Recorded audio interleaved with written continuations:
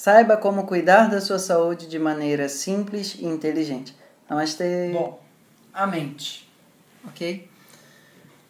Quando a gente começa a ter um mínimo grau de saúde dentro da nossa fisiologia, no Ayurveda, a gente começa a fazer o nosso básico para começar o jogo, né? Que é assim, a perspectiva de saúde dentro da cultura védica envolve, ao mesmo tempo, você ter uma fisiologia desintoxicada, uma fisiologia forte, resiliente, bem nutrida, ok? Que a gente chama muito de ojas, e ter uma mente em estado de tranquilidade.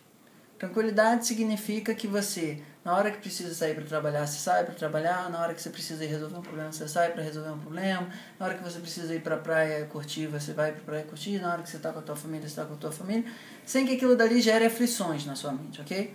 Às vezes acaba se tendo uma ideia equivocada de que tranquilidade é você ficar sem fazer nada, meditando, qualquer coisa assim. Sattva, que é essa ideia de tranquilidade, é diferente disso. É estar no mundo sem que o mundo te aflija, ok? Fazendo as coisas que você sente que precisa fazer. Mas, muitas vezes, como a mente não é uma coisa assim tão densa quanto é a nossa estrutura física, como é que a gente mexe nela? Bom, muitas vezes a nossa cultura acaba sendo sair para dançar, fazer uma atividade física, de repente ter alguma expressão artística, às vezes sair para beber com os amigos e jogar bola. São algumas soluções que a gente tem para aliviar estresse na nossa mente, ok? Só que nem sempre isso é capaz de soltar em aca mental. Esse é um termo assim muito descritivo do que a gente precisa fazer. Porque, por exemplo, quando a gente fica muito tempo em um ambiente onde a sujeira está muito consistente, aquilo nhaca qualquer coisa. Seja um tecido, seja o sovaco, seja a parede, aquilo dali fica uma gordura, uma sujeira em cima de sujeira que gera uma química ali que ela se torna mais estável. E aí não basta você passar um sabãozinho que ela não sai, em um certo sentido. Ela já alterou aquele sistema ali de uma maneira que você... como é que eu limpo essa história? Ok? No nosso corpo a gente vai lá, passa desodorante, passa não sei o que, não sei o que lá, e vira e mexe, faz um panchakarma, dá uma desintoxicada no sistema e as coisas, às vezes, no geral, tem uma tendência a soltar. E na mente? Como é que a gente tira essa nhaca mental? Pode ser um trabalho que tem que resolver, um relacionamento que passou, alguma coisa que vai acontecer no futuro, não importa. Desde que seja um estado de inquietação que deixe sua mente fora desse estado de harmonia, desse estado de tranquilidade que a gente chama de sattva, ok? Então, bem, primeiro é definir bem o que é esse estado de nhaca mental. É um estado onde o seu grau de contentamento e gratidão pela vida está baixo, ok? Você está inquieto, você está precisando fazer alguma coisa, você sente que tem que se mexer para sair dali, ok? Mas muitas vezes nem sabe o que está te enhacando. Então, um primeiro momento é, dentro dessa perspectiva, descobrir por que eu não estou me sentindo tão bem. Aí pode ser por uma questão afetiva, por uma questão profissional, por uma questão familiar, o que é que seja. Aí no momento que isso daí está mais ou menos identificado, a gente começa a... Essa é uma parte muito bonita da cultura védica, que é o processo de deixar que o detergente atue. Ou seja, aqui está a nhaca e aqui está você, ok? Esse processo da nhaca grudar em você e parecer que é uma coisa só contigo se chama identificação, certo? A nhaca, ela sempre, de alguma maneira, parasita a tua energia vital. Ela não tem uma energia vital a princípio por si. Ela depende de uma cola chamada identificação. Pode ser identificação com qualquer coisa. Tristeza, abandono, raiva, o que for. Não importa. Qualquer coisa que você quiser botar aí, ansiedade, insegurança, tanto faz, certo? Isso acontece ao longo do tempo na nossa mente e aquilo vai, de alguma maneira, cada vez mais se identificando a ponto que a gente fala assim, eu sou blá blá blá. Ah, mas não tem jeito, eu sou tananã. Na hora que você falou essa frase com esse grau de identificação, pronto, a nhaca virou super bom, certo? Então, a primeira coisa que a gente faz é permitir que a gente... esse é um aspecto muito importante. Se uma coisa está muito perto de você, você não consegue ver ela exatamente. Se tem um cisco no seu olho, você não consegue ver ele. Se ele está a algum grau de distância, você consegue observar ele, certo? E para a cultura védica, a única forma de você se livrar ou se desprender de alguns padrões que te afligem é de alguma forma olhar para ele e falar: nossa, que interessante. Eu sempre achei que era isso, mas de fato, isso era só um padrão que eu estava me associando ao longo do tempo. Seja ser irritado, seja ser vaidoso, seja ser o que for, tá? Não importa. O que importa é olhar esse rótulo de uma perspectiva que ele soltou daquela embalagem, você começa a olhar e dá para ler alguma coisa aqui. E nesse tratamento, nesse tipo de yoga chikitsa que a gente chama, existem algumas ferramentas fundamentais. Uma é o processo de contemplação ativa e sem intromissão. Como se você estivesse observando a onda do mar batendo na areia e observando: agora ela está assim, agora ela está assada, agora ela está assim, agora está assada.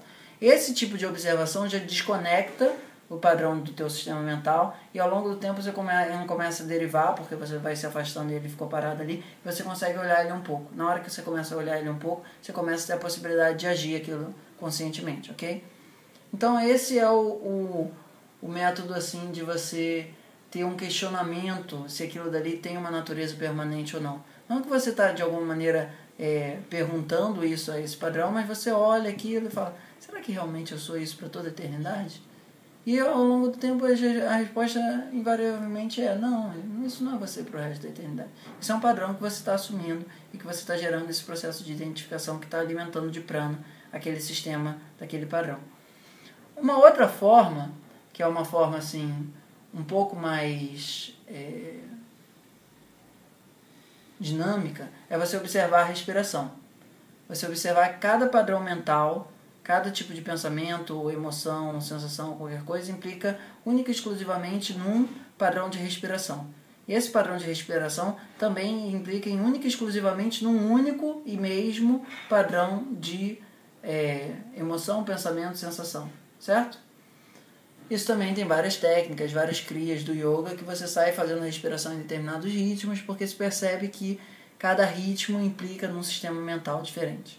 Então, por exemplo, nesse sentido, você estaria assim, escutando muito uma música X no teu sistema que te deixa deprimido, e aí você muda a respiração para um outro padrão que isso leva a tua mente a tocar um outro tipo de música, ok?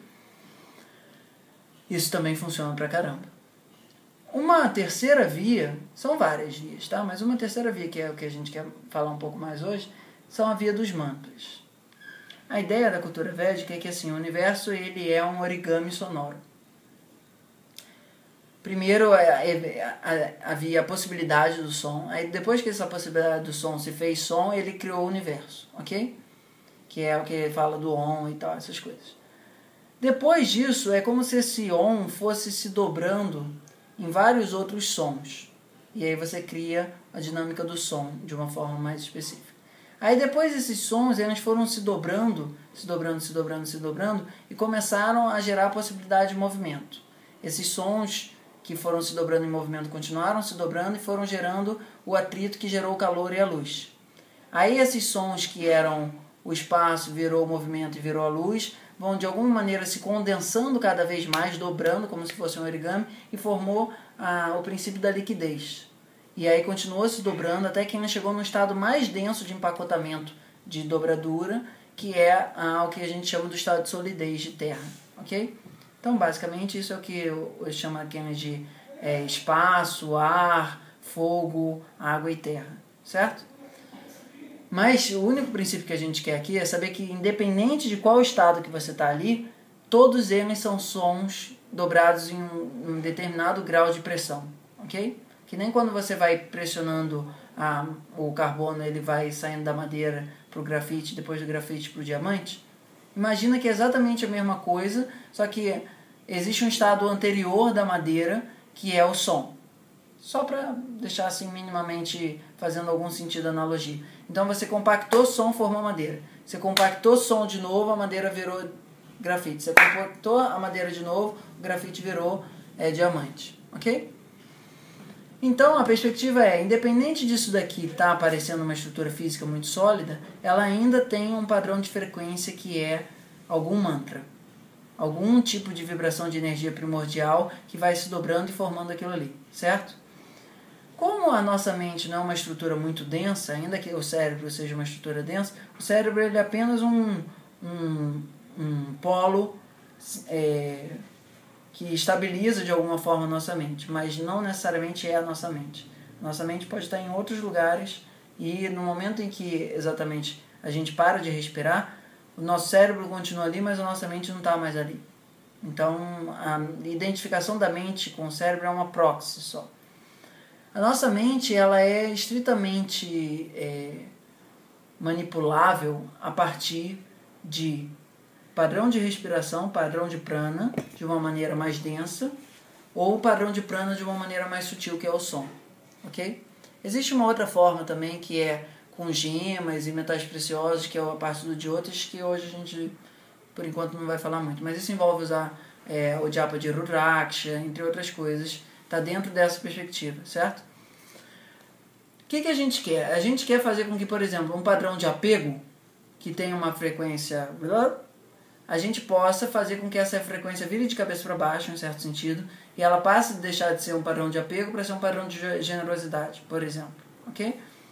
Porque a gente tem a ideia de que quando a nossa mente ela se deforma de uma maneira bizonha, ela começa a parecer doentia. E aí, por exemplo, o sentimento de gratidão se torna pesar, o sentimento de amor se torna um sentimento de alguma forma medo ou raiva, que seja, tá?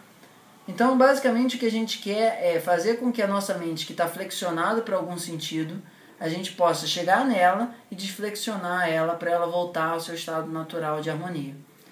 E a forma mais coerente, mais efetiva, mais barata, mais, e muitas vezes divertida, é através de mantra.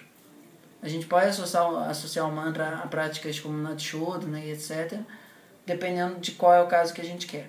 Mas, fundamentalmente, o que a gente precisa assim, deixar bem claro é que mexer na mente, através do intelecto, normalmente gera mais poluição. Ok? A pura e simples psicanálise das questões, no geral, não te resolve. Gera mais turbulência na mente, porque elas estão mexendo na superfície. A prática dos mantras, elas permitem que você vá no fundo e tire o ralo, e aquilo dali escoe. São dois processos, mas assim, no geral é bem mais fácil você tirar o ralo lá no fundo e ir tratando aquele negócio que está saindo, do que exatamente tendo que ficar pescando no seu intelecto. Isso daqui aconteceu com o teu pai quando você tinha tantos anos de vida, que isso daqui aconteceu com a sua irmã quando você tinha tantos anos de vida. Porque pra gente, o Tiago que está aqui agora não é exatamente o Tiago fundamental que está em questão. É o Tiago que ao longo do tempo foi reencarnando e que nesse momento se manifesta como esse Tiago aqui. Tá? Então, muitas vezes o padrão que está do fulano, ciclano, beltrano, qualquer coisa assim, veio de antes disso, desse Tiago, e se manifesta nessa vida através dessas determinadas pessoas. Mas isso é secundário, ok? Então, qual é a nossa proposta do uso de mantras? Fazer com que aquilo que a gente não sabe que está nos incomodando, só tem uma sensação, não precisa entender por que exatamente, nem como, nem onde, não precisa passar um testamento justificando a história. Você só precisa permitir que aquilo se desidentifique de você. O melhor detergente para soltar essa cola da identificação de um padrão com a nossa mente são os mantras, muitas vezes. Ok? Uhum. Então, beleza. Então, isso daqui é uma boa introdução para a gente começar agora a personalizar isso na forma de um tratamento para uma questão específica que está aqui em questão. Certo? Ótimo. Namastê.tiago@gmail.com. Tudo que você precisa para bem viver.